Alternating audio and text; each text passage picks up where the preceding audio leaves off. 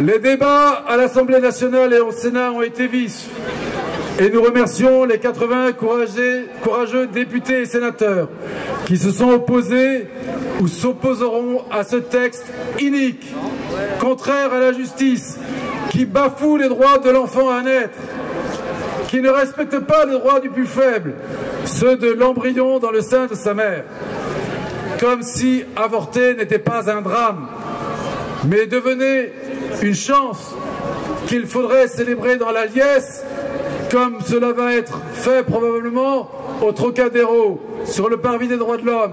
Mais quelle honte! Là comme ailleurs, nous continuons à marcher sur la tête dans notre pays. Pour nous, c'est un jour de deuil. C'est pour cela que nous avons écouté à plusieurs reprises le glas sonner. Donner une liberté garantie dans la Constitution de tuer un être humain sans défense, c'est une faute morale grave.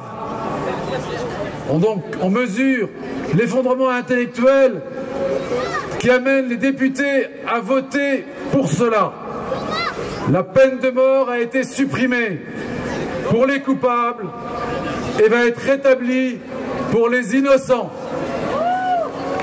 La Constitution sera ainsi complètement dévoyée.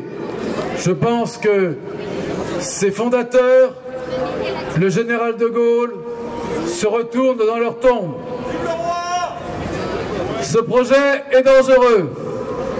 Vous le savez, pour la protection de la clause de conscience, on en a parlé.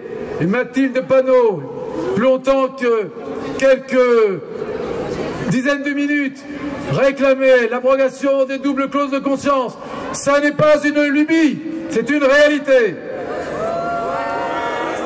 Et il y a aussi de nouvelles revendications d'extension des délais du planning familial.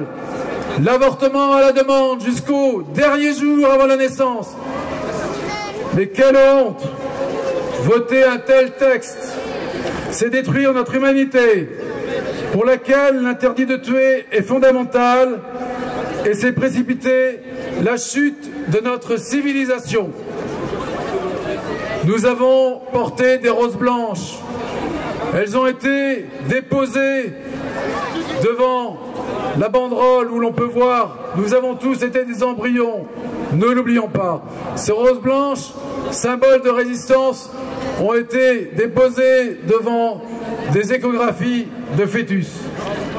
En ce jour de deuil, notre espérance, c'est de réveiller les consciences et de changer les cœurs.